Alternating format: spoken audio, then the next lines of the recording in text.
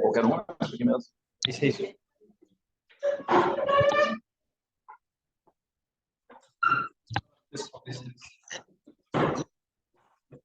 Tem que lembrar como é que é essa porra. Deixa eu ver. Sim.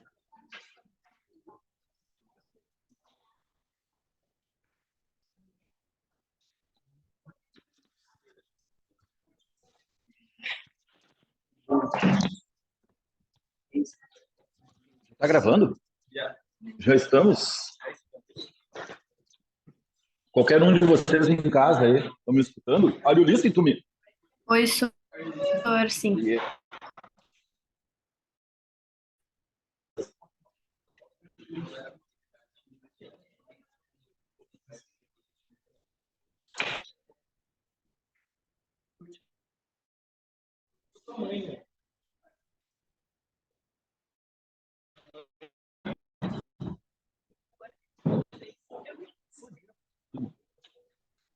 Bom, quem está dormindo pode continuar a dormir, né? Porque, olha, se tem um dia para dormir.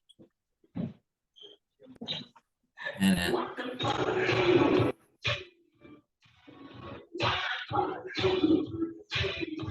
Bota what the fuck nisso, né, pessoal?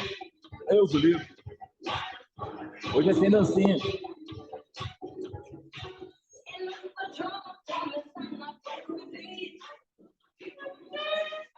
Pessoal de casa, amados alunos e alunas, vamos nessa, né? Vou começar a aula perguntando se existe alguma dúvida sobre o que eu falei, sobre proteínas especiais, principalmente os anticorpos. A resposta para tudo que envolve anticorpos se situa basicamente em três coisas. A primeira delas é o que, exatamente? O nosso corpo é capaz de fabricar essas proteínas especiais que são específicas para liquidar com o que? Com antígeno específico, certo? A gente chama de antígeno qualquer molécula estranha ao nosso corpo. Dada a variedade que existe, parte dos antígenos são proteínas. É assim que a gente tem que pensar, né? Porque se eu pegar, na real, e retirar a partir de uma injeção exatamente da porção do canal lacrimal do Emanuel, né? E retirar dele a glicose e injetar no Renan. Cadê o Renan? Renan está em casa, né? O que vai acontecer com o Renan se eu pegar a glicose do Emanuel e injetar no Renan? Nada, absolutamente nada, tá? Portanto, a glicose é uma molécula que não é estranha ao nosso corpo, tá? Se eu pegar qualquer outro componente do sangue que seja proteico, provavelmente vai acontecer uma reação, e a reação do Renan é o que? Liberar o Emanuel para ficar simplesmente como único detentor da herança. É isso que vai acontecer? Não, o Renan vai produzir, então, anticorpos, tá? Mas o barato da produção de anticorpos é o quê? Além da produção de anticorpos, é isso que vocês têm que sintonizar, porque é isso que vai aparecer na maior parte das respostas, principalmente do Enem. Desde 2009 até 2023, todo santo ano cai uma questão sobre praga, peste bicheira, envolvendo como a gente vai, na real, combater. A resposta, invariavelmente, ela passa pelo quê? Produzir anticorpos e memória, tá? Memória imunológica, certo? Nosso querido colega de vocês, querido aluno meu, o Lucas, né, perguntou por que nós temos que manter a vacina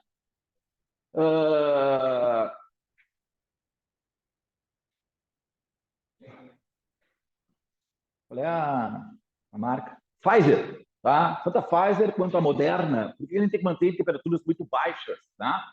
Que é uma coisa que eu fiquei pensando, será que é tão simples a resposta?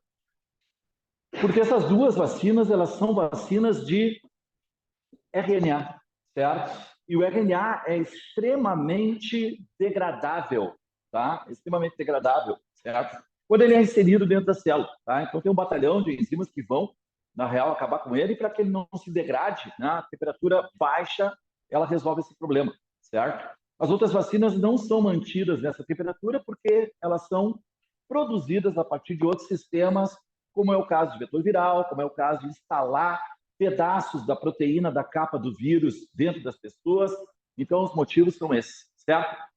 Pessoal, a gente inicia um conjunto de 3 aulas aqui, tá? Que elas são muito importantes, certo? Vocês estão entendendo o que eu estou fazendo? Quem está dormindo, está entendendo o que eu estou fazendo, sim ou não? Estamos entendendo. Ninguém está entendendo? Está entendendo ou não está entendendo? A primeira aula que eu dei para vocês foi explicar o que é vida e as propriedades de seres vivos. Aí eu falei para vocês, tá? Tem 2 propriedades, certo? Que elas são marcantes. A primeira delas é o quê? Metabolismo, que é o conjunto de reações químicas. Reação química para quê, caceta? Tá? Reação química para construir o corpo, certo? E aí a gente tem as proteínas construindo a carcaça. Esse troço todo, quando colocado para funcionar, ou seja, para gerar trabalho, obrigatoriamente a gente precisa de unidades químicas energéticas, e aí vem os carboidratos, tá? Um corpo precisa sempre de dilícia, e a gente tem o quê? Os lipídios, apesar dos lipídios também contribuírem para a parte energética. E agora eu vou para o outro ponto que é importantíssimo em relação à vida, aos seres vivos, que é tratar da perpetuação desses seres vivos, tá? A princípio, nós vivemos em um planeta que possibilita a existência de um tipo peculiar de matéria que, pelo jeito, ela é infinita. Tem várias coisas que são infinitas, provavelmente, né? Mas o fato dos seres vivos manter-se, não estou falando da gente aqui, estou falando da vida, né? Manter-se em constante processo de replicação torna esse tipo de matéria peculiar, tá? Então, a gente vai tratar nesse capítulo aqui e nas próximas 2 aulas, a gente vai falar a full, né, sobre essas moléculas importantérrimas aqui, certo? Que dizem respeito ao processo replicatório, tá? O que é o DNA e o RNA? Ambos são classificados como ácidos nucleicos, tá? A história do DNA e do RNA é relativamente recente, né? A marcação de moléculas replicadoras, como aquilo que é o mais importante para os seres vivos, é de meados da década de 40, certo? A década de 40 a gente se dá conta, através de um experimento simples, que o DNA é a molécula mais importante, tá? Em 1953, 2 cientistas da Laboratório Cavendish, da Universidade de Cambridge, na Inglaterra, descobriram a estrutura do DNA, certo? Vou contar para vocês a história deles, porque vai ser importante, tá? Ácidos nucleicos são macromoléculas orgânicas, são polímeros, portanto, são cadeias orgânicas constituídas de unidades moleculares menores, que a gente vai chamar, então, de nucleotídeos. DNA não é uma proteína, não foi nem nunca será. Uma proteína é um polímero feito de, vocês, aminoácidos. Todo mundo sabe, né? O pessoal só é tímido, né, pessoal? Proteínas são feitas de aminoácidos ligados a partir de ligações peptídicas, tá? Já aqui eu estou aparecendo grandão para vocês? Em casa? Sim, Eu senhor. sei que eu já sou grande, Grandão. não precisa... Tá grandão. Hã? Tá um colosso, mais grande do que o normal.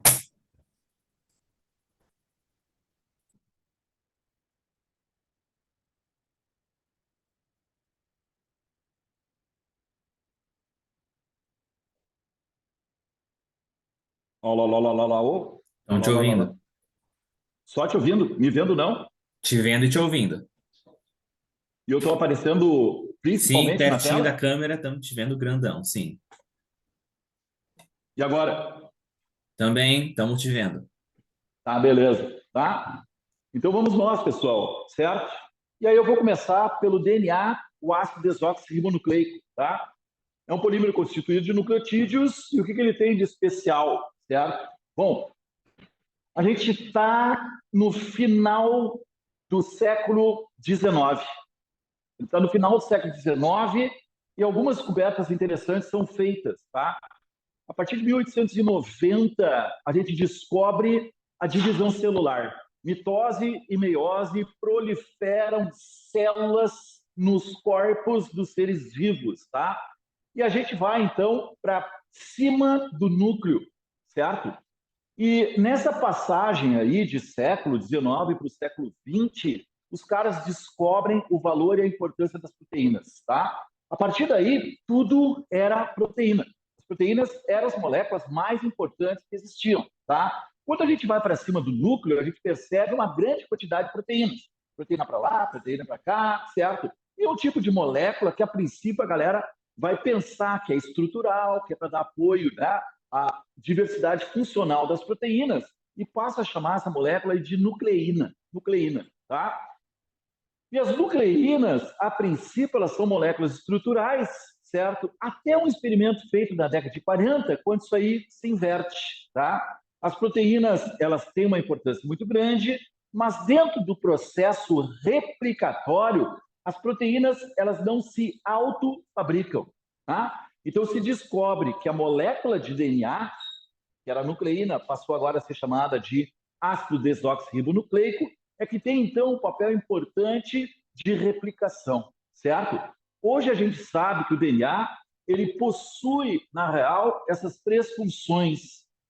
Eu já falei sobre o DNA, quando eu falei sobre proteínas, falei para vocês que a gente chama de genética, a ciência que estuda como as características são passadas de geração para geração, e principalmente, tá?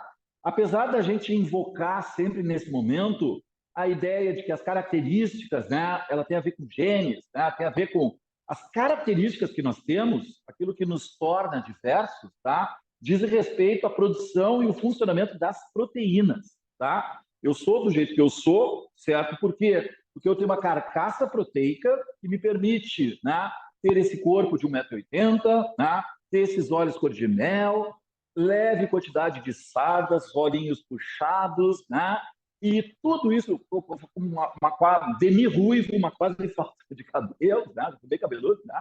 É impressionante. Mas tudo isso aí advém das proteínas, tá? E falei na época para vocês que para a produção dessas proteínas existe uma receita. E essa receita é o DNA. Então, para que serve o DNA?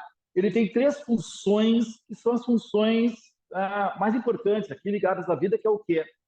A perpetuação da vida, que diz respeito à propriedade que o DNA, que é uma molécula que tem uma dupla fita, separar essas fitas e construir novas moléculas, portanto, a molécula de DNA se replica. E aí a gente tem os processos de divisão celular, mitose e meiose estão associados ao funcionamento replicatório do DNA. Primeira função, certo? Então, isso faz com que a vida se perpetue. Por quê? Porque o DNA, se replicando ou se autoduplicando, fará com que duas novas células são fabricadas, tá? Se o organismo é unicelular, duas novas formas de vida são produzidas. Se o organismo é pluricelular, nós teremos a formação de tecidos, nós teremos a formação de novas células, células que vão substituir células mortas, células que vão gerar um corpo funcional, certo?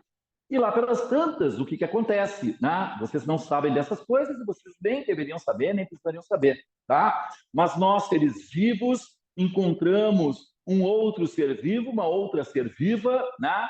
E nós, num lindo momento, pessoal, no Castelo Encantado, na teto espelhado, cama redonda, garrafa de vinho colocada, lingerie vermelha presa no ventilador, 2 horas, R$16, tá? A gente, então, pega o que existe de melhor no nosso DNA e compõe com essa da outra pessoa, 50% de DNA também, e nós formamos uma única célula. Essa célula vai se multiplicar, vai crescer, e a gente vai chamar de filho e filho o resto da vida.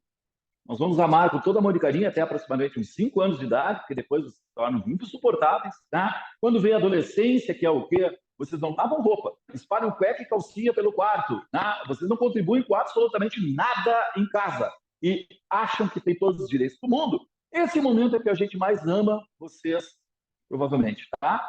Aí tem que pagar uma cesta de dinheiro para fazer o ano, né? São essas coisas que tornam, certo? Importantes na nossa vida, tá? Então, na adolescência começa, né, um processo, um trabalho da família que significativamente, né, simbolicamente, está dizendo para vocês o que? Vaza. Vaza, né? Vai procurar a turma, né? Vai parar de encher o saco em qualquer outro lugar aqui, portanto, vai estudar, vai trabalhar, ter o seu próprio dinheiro, e aí vocês saem de casa. Pai e mãe desesperados, a gente fez para merecer? Ela é tão jovem, apenas 35 anos, está saindo de casa, meu Deus do céu. Tá? Isso é o que eles fazem na frente de vocês. Vocês batem a porta, saem fora e... Tô brincando. Choraçada, né? A gente tem uma síndrome chamada de síndrome do ninho vazio. É isso que a gente tem, tá? Pai e mãe ficam desesperançosos. O que eles vão fazer a partir de agora? O que vai acontecer? Praticamente toda a grana vai ser voltada para viagens, né? Vão voltar para a Europa, né? Aquelas coisas. Não, brincadeira. Todo mundo ama todo mundo, certo? Aí o que acontece, pessoal? Esta possibilidade de gerar filhos, ela só acontece a partir, então, de um tipo especial de divisão celular chamado de meiose. A meiose, ela acaba dando DNA de pai e mãe, que são heranças, tá? Dos avós, que são heranças do biso, da tata, que são heranças de Adão e Eva, que foram os primeiros humanos que surgiram na face da Terra, tá? Portanto, pessoal, para qualquer um dos dois tipos de divisão celular, a gente tem aqui a funcionalidade do DNA como marco referencial de maior importância, tá? Mas não é só isso que a porra do DNA faz. Eu estou falando para vocês o que o DNA, ele contém, através de um código químico, a informação que capacita a produção de proteínas, tá? Ele não é uma proteína, mas ele diz como os aminoácidos que a gente come, bota agora abaixo, bota para o sangue, bota para as células, então, têm esses aminoácidos, e o DNA diz como esses aminoácidos devem ser colocados numa sequência para a produção de uma proteína, tá?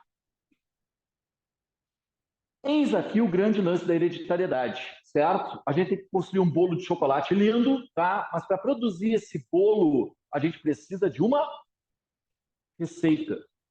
Não sei o que vocês sabem sobre patisserie. Já ouviram falar disso aí? Essa palavra? Geração Masterchef, sim ou não?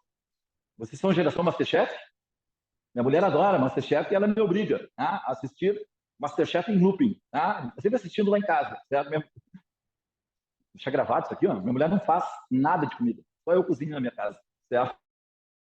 Adora ver aquela porcaria. Tá? Aí o que acontece? Tem sempre a parte de patisserie, que é fazer doce, confeitaria.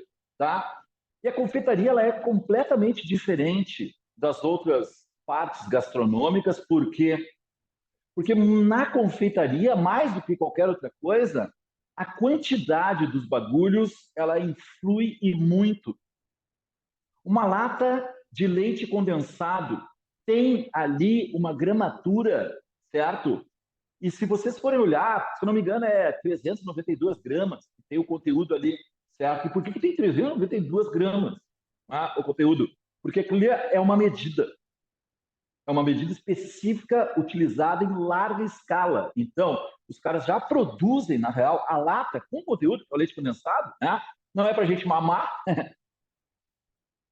Vocês fazem isso, né? Não, só eu. Já vai começar. A gordofobia já começa a pegar aqui, ó. Ninguém faz isso, rapaz. Só tô.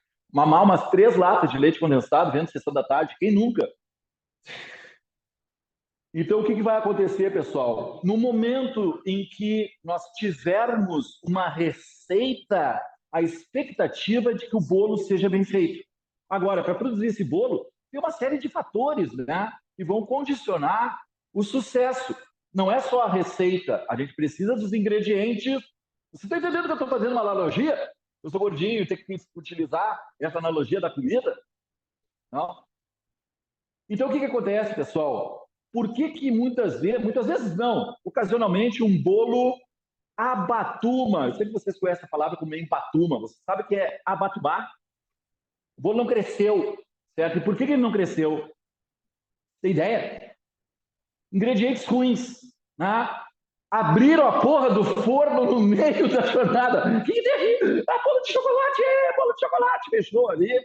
Aí a alteração na temperatura já fez com que as coisas dessem errado, tá? Então, são várias as coisas. A analogia ela é muito interessante porque aqui acontece da mesma forma.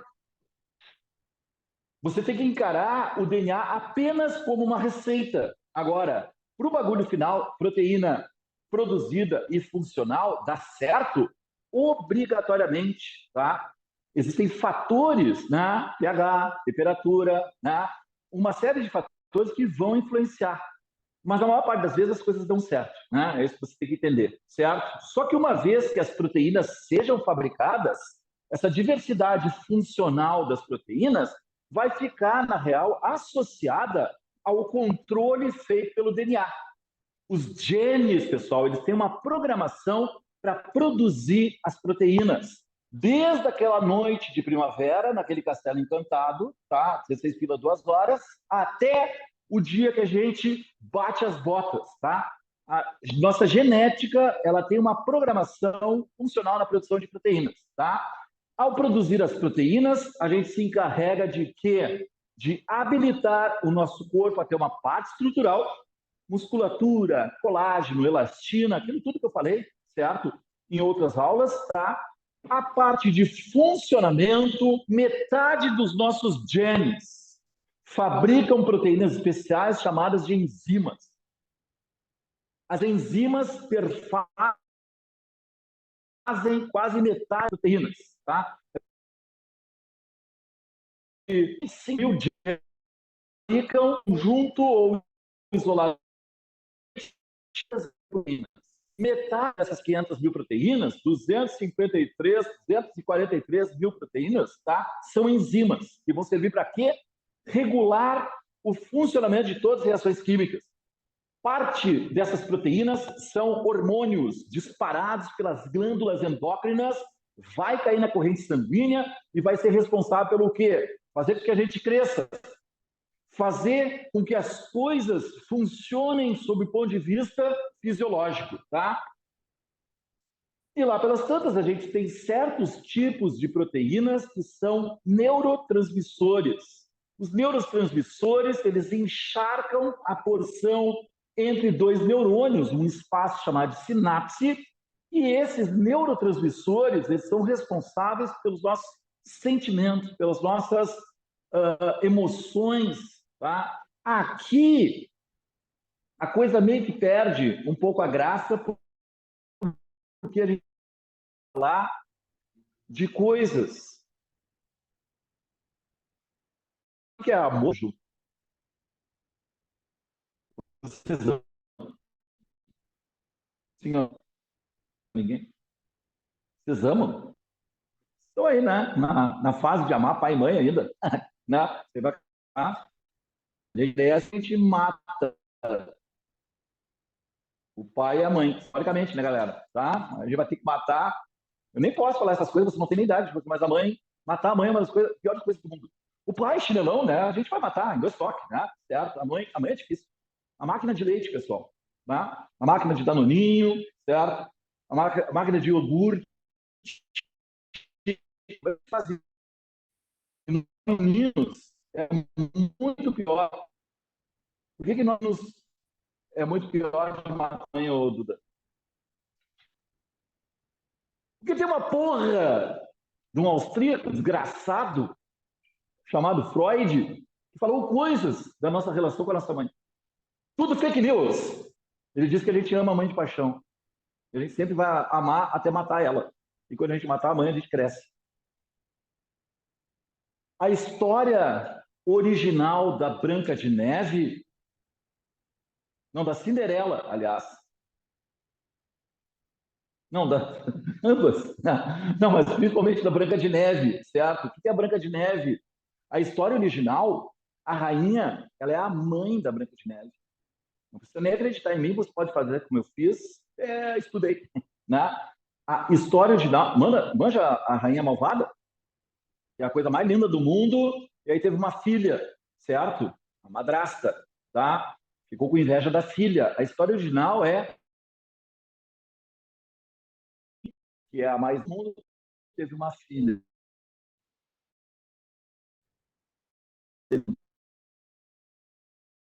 Substituir ela. Vocês estão entendendo o que eu estou falando? Eu me preocupo assim, de vez em quando. O que acontece, pessoal? O nosso comportamento, em boa parte, ele é, na real, resultado do funcionamento do DNA, dos genes para a produção dessas proteínas especiais que são neurotransmissores, tá? Todo mundo aqui vai ser aprovado no vestibular. Aumenta, então, os níveis de serotonina, medicina, né? Agora você tem um turbilhão. Estou brincando, na real, só quem faz tarefa mínima e complementar de desafio vai passar. Já fudeu, né? Já foi lá para baixo, certo? A serotonina já esvaziou, a sinapse está, e a falta desses neurotransmissores vão promover a flutuação, certo? Do que a gente chama de emoções, tá? Uma coisa é tristeza, a outra coisa completamente diferente é depressão. Você sabe o que é depressão? Sim ou não? Uma depressão é um estado de tristeza que se prorroga, certo? Pode ter, obrigatoriamente, né, uma origem externa, exógena, mas os casos de depressão, né, piores que existem são quando a depressão ela acontece pela falta de componentes num estado hereditário. É mais raro de acontecer, mas quando a pessoa não é capaz de fabricar, né, certos tipos de neurotransmissores, aí tem uma deficiência genética que, em vários casos, pode ser suprida de várias formas, né? Daí a medicina dá conta disso aí, a farmacologia e a medicina vão dar conta disso aí, tá? Mas é uma coisa diferente, certo? Do que o estado emocional que as pessoas vivem, tá? Hoje, lamentavelmente, muito mais, certo? Muito mais. Ainda mais no dia de hoje, chuvoso, sempre tem, na real, esse retorno frente ao choque que as pessoas tiveram que suportar nesses últimos 15 dias, tá? Todo mundo entendeu isso aqui? Isso aqui é a base de entendimento de tudo, tá? Vocês captaram a ideia? O DNA é uma receita para fabricar proteínas, as proteínas entrando em ação, a gente tem, então, a funcionalidade do nosso corpo, da célula, do ser vivo, tá? O DNA, ele gerencia, ele é um núcleo gestor da produção de todas as proteínas, portanto, de todo o funcionamento. É assim que a gente tem que encarar, tá? Quando a gente vai passar as características hereditárias de uma geração para geração, o que a gente faz? Passa o nosso DNA e não as nossas proteínas, certo? O início dos anos 2000 parece que foi um momento, né, onde o DNA passa a fazer parte do cast, né, de atores e atrizes, principalmente de enlatados americanos, aí, séries, essa aqui talvez seja a mais famosa, que é o que? CSI, né? Cena de crime, né? Vai investigar cena de crime, certo? E traz, na real, uma coisa importante, tem um valor heurístico aí importante, portanto, tem um valor de descoberta, né? De que a ciência ela dá conta de resolver crimes, tá? Principalmente crimes muito impactantes, né? Onde um cara matou e o outro morreu. Quem morreu não vai falar e quem matou não quer falar, certo? Então, o que acontece? A partir desse momento, né? Que um grupo de cientistas vai entrar na cena do crime, vai fazer um levantamento, e tem como fazer o levantamento, mas ao utilizar a investigação do DNA, a coisa muda muito de figura, certo? Muda muito. E por quê? Porque o DNA é uma propriedade única de cada um de nós, tá? Cada um de nós tem um DNA próprio. E a gente só não terá um DNA próprio quando?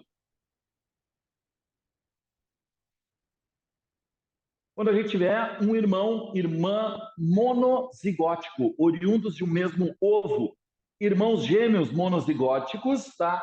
Eles obrigatoriamente têm o mesmo DNA. Mas aí a gente tem que utilizar outras ferramentas, né, para dizer quem é o irmão criminoso, e isso pode ser obtido a partir da nossa digital, tá? A nossa digital ela é única, nem irmãos gêmeos monozigóticos possuem a mesma digital. Então a gente tem que contar com a ideia de que o irmão criminoso tenha, na verdade, ó, botado aqui, né?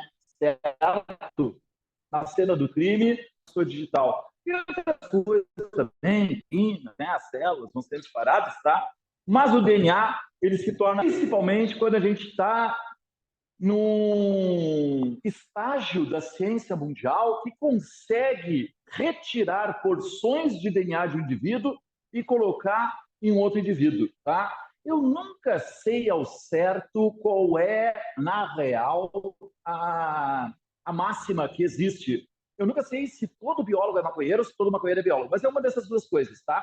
Então, isso aqui eu apresento para vocês o quê? Um grupo de cientistas estadunidenses fez o seguinte experimento. Tá? O experimento basicamente foi pegar os genes contidos em um inseto chamado de vagalume. Nós namoramos através de sinais corpóreos. Os vagalumes, pessoal, botam o butt, tá, em direção à pessoa amada e...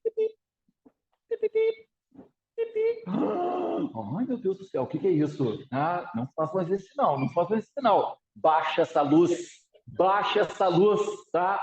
Então, a fêmea, olha só que loucura, né? Emite sinais do macho. O que é isso? O que está acontecendo aqui? Né?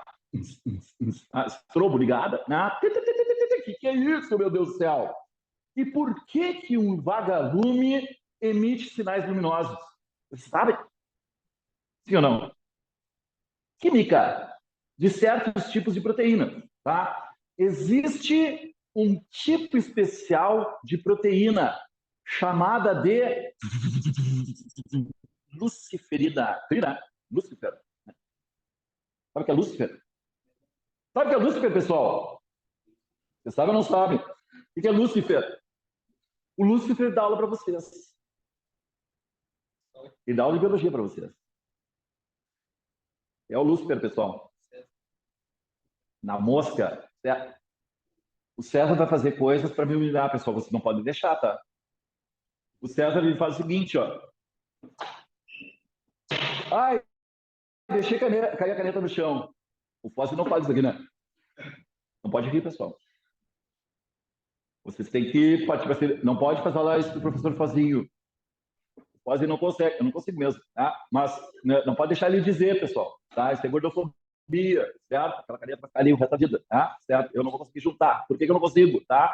Por um problema de coluna. Muito bem, ó. Ah, é nóis. Ah. Quem é que falou barriga aí, pessoal? Quem falou barriga aí, hein? Tô loucos? Viraram na batata? Tá? Portanto, a gente tem uma fêmea, pessoal, que fabrica, na verdade, uma proteína chamada de luciferina. Propriedade da luciferina, oxidar. Você sabe o que é oxidação?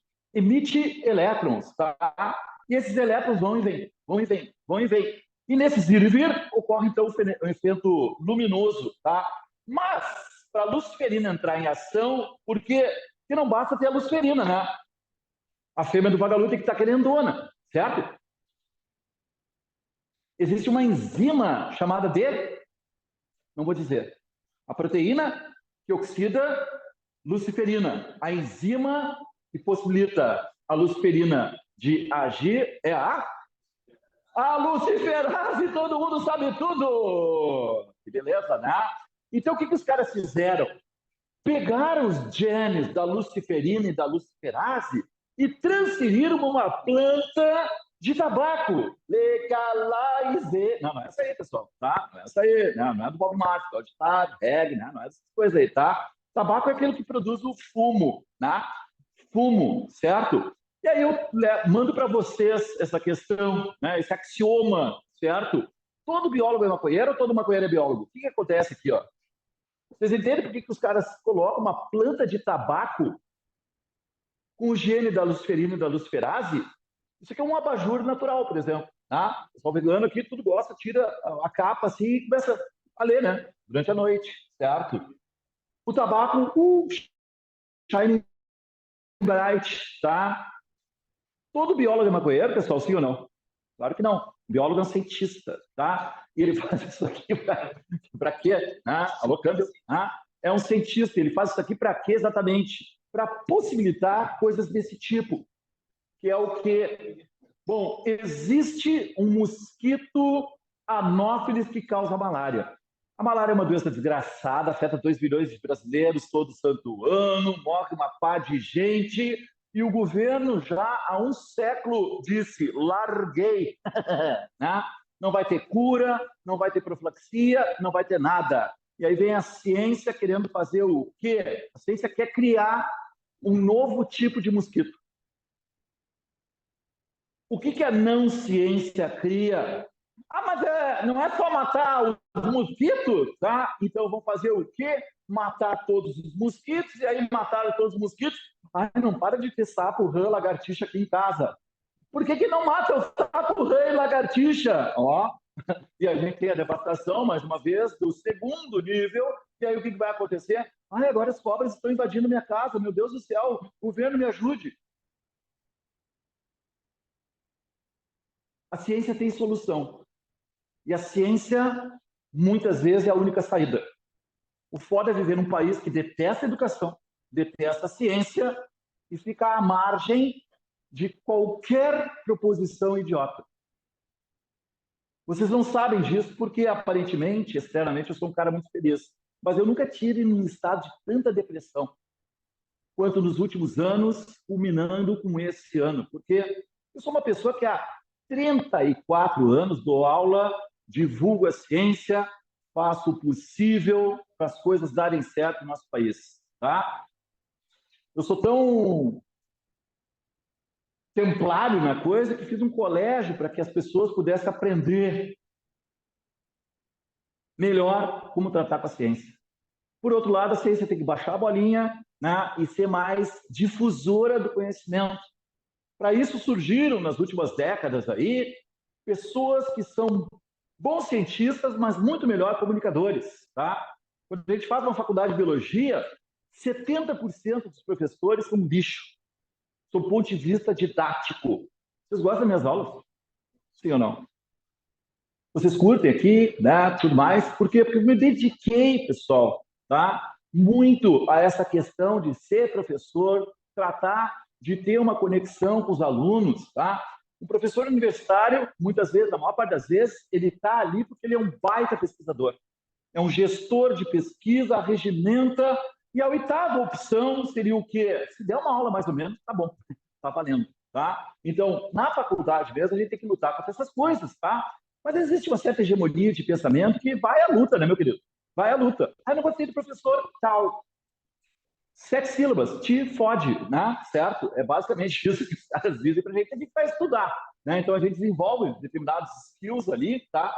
Para ir à frente, né? Mas isso numa universidade pública, cuja essência de 70% da pesquisa está ali. E a gente tem que contar com isso, e então a gente vai, inclusive, ser pesquisador também, tá? Portanto, a saída da ciência é o seguinte, não sei se vocês lembram da malária, mas a malária, ela diz respeito à ação de um protozoário, chamado de Plasmodium, e o protozoário, a partir do momento que o mosquito anófilo suga o sangue, esse protozoário, numa fase da vida dele, se instala no tubo digestivo do mosquito, tá? E ali ele se prolifera sexuadamente, produz ovinhos, tá? Quando o mosquito injeta a saliva dos mosquitos, fazem com que o plasmódio entre na circulação das pessoas, tá? Analisando pela forma tosca, país sem ciência, gente mentecapta, incapaz, a lógica é o quê? Mata a porra do mosquito. É óbvio. E aí a gente acaba com uma e a outra sobe, e o plano, na real, de gestão feito por Deus, fudeu, vai para água abaixo. Tá? Então a ciência tem condições de quê? Analisar biologicamente o ciclo de vida do plasmódio. Tá? Então, se a questão, na real, é a instalação do plasmódio na parede do tubo digestório do mosquito, será que não existe uma possibilidade da gente... Então, aí tem um problema, né? Tem um problema científico para resolver. Como é que a gente impede essa forma de vida de se instalar no tubo digestório do mosquito? Aí o que os caras fazem? Fabricam transgenicamente. O que é um transgênico? Não é transgênero, é transgênico. Transgênico é um organismo que recebeu de uma outra espécie um gene que nele não existia. Um ou mais genes, tá? Aí o que os caras fizeram? Produziram um mosquito que impede o plasmódio de se instalar no tubo digestório. Legal, não é? É ou não é? Certo? Tá? O mosquito. Agora, como é que a gente sabe qual é o mosquito onde o negócio deu certo ou não? Se os mosquitos são todos iguais. Ah, vamos abrir todos os mosquitos para ver se ele tem o gene, né? Aí a gente mata o mosquito, né? Até que alguém, esse que vocês estão chamando de maconheiro, né? Eu chamo de colega biólogo, teve uma ideia genial. Aí, se a gente transferir os genes da luciferina e da luciferase para esse mosquito, que é o transgênico, transfere, na verdade, os genes de interesse, que é transformar esse mosquito num mosquito que não vai ter o plasmódio replicado dentro dele, e juntos, pessoal, a gente transfere o gene da luciferina e da luciferase. Por óbvio, o que vai acontecer? A porra do mosquito vai brilhar. Então, os caras separam numa câmera escura esse aqui e esse aqui, porque eles são transgênicos, e esse aqui não, tá? Esse aqui eles mataram. Pode matar o mosquito? Pode. Tá liberado. Né? Agora, pode acabar com todos os mosquitos da face da Terra, certo? Então, nos próximos anos, na próxima década, pessoal, e isso aqui só não vai para frente porque... Hã? Interesse público? Interesse público somos nós, né? Interesse político. Os políticos estão lá por nossa causa. É um interesse nosso, tá? Quando eu falo que os políticos não gostam das coisas, tá? Tô falando que a gente não gosta das coisas. Eu não falo que a gente tem a livre opção de votar em alguém que é burro, que não vai fazer as coisas. Ah, isso porque nós somos burros e a gente não faz as coisas. É isso, é uma cadeia, tá? Então, ficar falando dos políticos é ficar falando da gente, do povo, tá? Uma coisa ultra complexa, eu sei, certo? Mas isso não vai para frente por causa de verbas, porque a universidade não serve para nada. Não vai ter dinheiro em cultura e dinheiro em ciência, para quê, gente? Não tem essas coisas aí que a gente tem que discutir, né? E o que torna, na verdade, a minha vida aqui, né, de educador, um pouco mais difícil, tá? Todo mundo entendeu isso aqui? Captar a ideia? A gente vai saber como as coisas funcionam sob o ponto de vista técnico, como a gente constrói transgênicos, tá? Mas lá no 8º livro, tá? As portas, certo, dos exames aí, certo? James Dewey Watson, 22 anos de idade, ele está em 1947, com 22 anos e completando o seu doutorado na Universidade de Chicago. Né? Nessa época, pessoal, pós-guerra, 47 eu estou falando, tá? O que acontece nos Estados Unidos? Uma grana enorme vai ser depositada na ciência. É o momento que os Estados Unidos quer fazer o quê? Pegar todos os jovens geniais, tá? 22 anos, termina o seu doutorado, né, na Universidade de Chicago, tá? E dar uma grana para o James Watson fazer o que ele quiser em qualquer laboratório do mundo, tá? O James Watson, um tanto quanto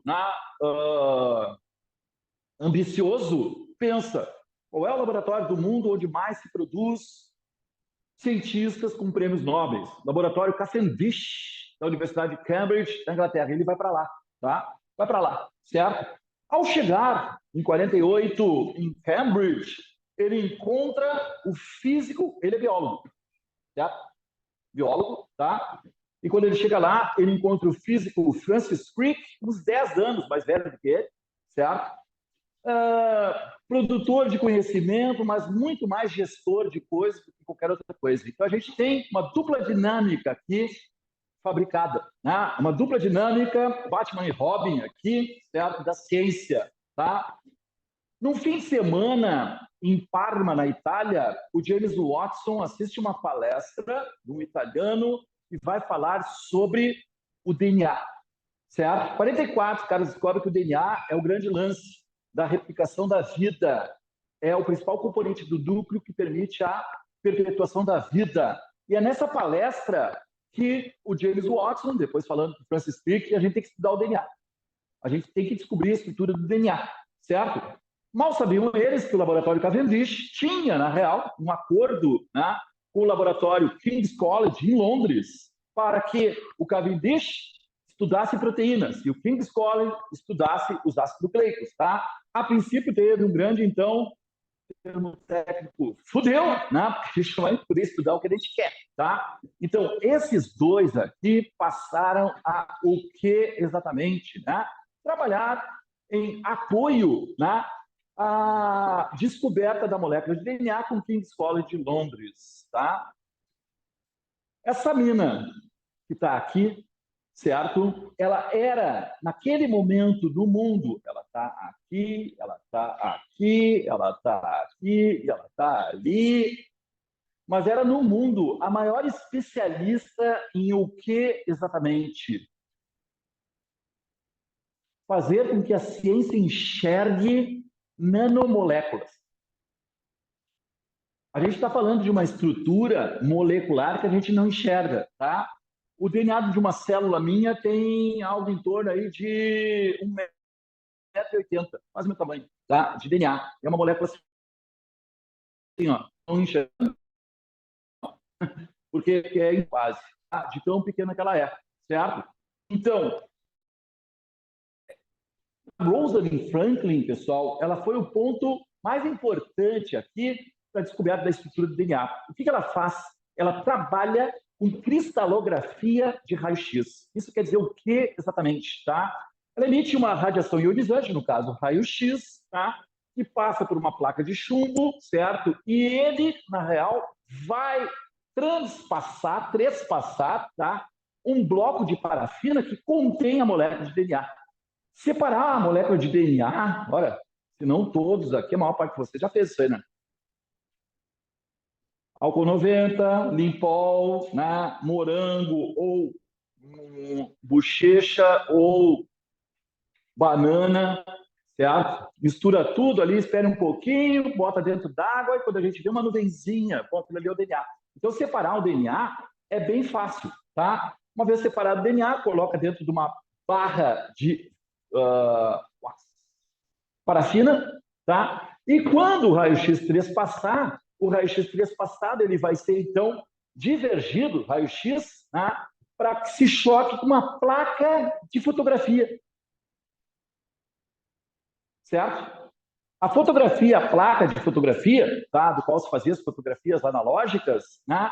É, na verdade, uma proteína ali misturada com nitrato de prata, e toda vez que a luz projetada aí, ela desfaz e a gente tem uma foto possível, tá? Que é o que acabava acontecendo, certo?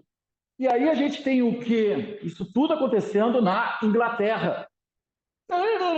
Enquanto isso, no laboratório Caltech, na Califórnia, talvez o maior químico do século XX. Quem é o maior químico do século XX, pessoal? Japonês?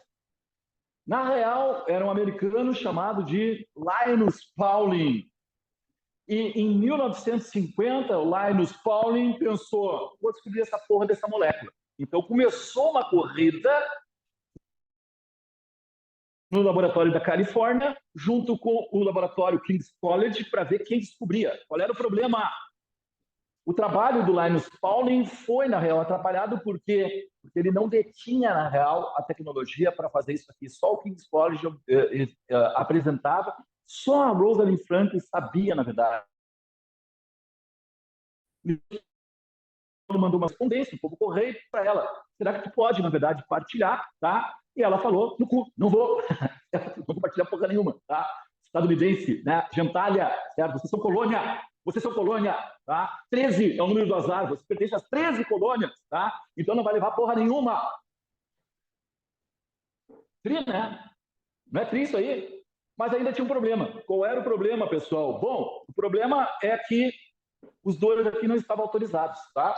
E os dois não autorizados eram muito amigos, o Francis Crick era muito amigo de um cara que trabalhava com a Rosalind Franklin, certo? Porque todos diziam, né? Mulher chata pra caralho, né? Mulher horrorosa, né? Ela maltrata todos nós, homens, né? Ela coloca, na real, a questão do empoderamento feminino o tempo todo. Ela fica falando, fica nos humilhando, tá? Fica nos humilhando aqui o tempo todo. E aí o Morris Wilson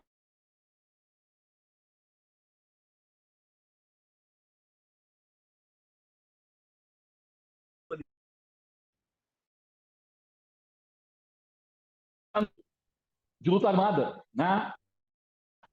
E, e, e o grande impacto do momento, a Rosalind Franklin não real elaborar uma proposta para entender o que era isso, certo? E os dois, mesmo sem ser químicos, tá? Eles olharam a estrutura e, isso é uma dupla hélice. Em 1953, os dois publicaram um trabalho, certo, sobre a estrutura da molécula de DNA. Em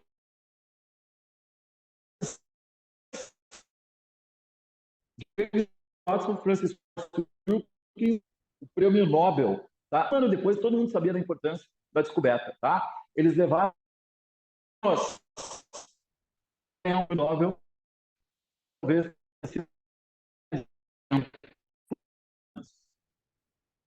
encontrar aqui que a gente faz, pessoal, lá os caras têm um princípio ético muito importante. A Rosalind Franklin não ganhou um prêmio Nobel.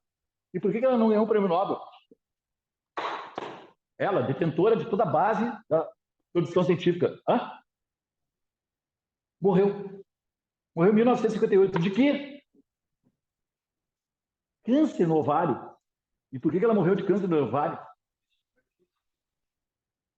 Veja que era uma época que a pessoa e toda a galera patota não apostava no raio-x como o grande responsável pelo câncer.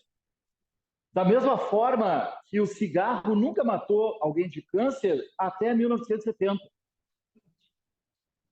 Apesar de 10 anos antes se saber na produção científica que o cigarro mata as pessoas de câncer no pulmão. E por que que as pessoas não dão bola para essas coisas? Porque existem interesses políticos, certo? Que vão, na verdade, minar essas coisas, que envolvem a ciência, tá? E é isso que a gente discute até hoje, pessoal. Qual é a importância que a gente tem que dar para a ciência quando ela diz as coisas que vão impactar e muito as nossas vidas, tá? Por enquanto, a gente está no marco zero. A gente está vivendo um evento heurístico, que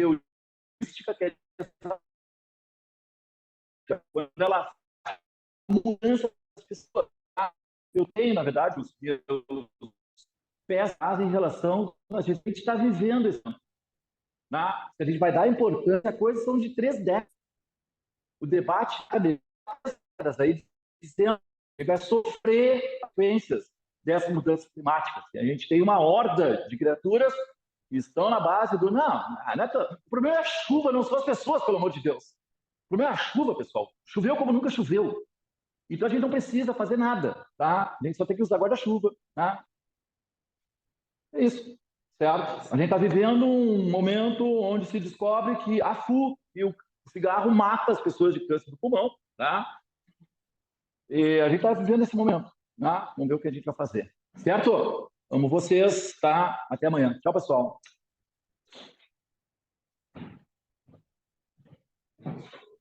Tchau, senhor. Tchau, Anjo. Fica gravando o tempo todo? Ah, tá.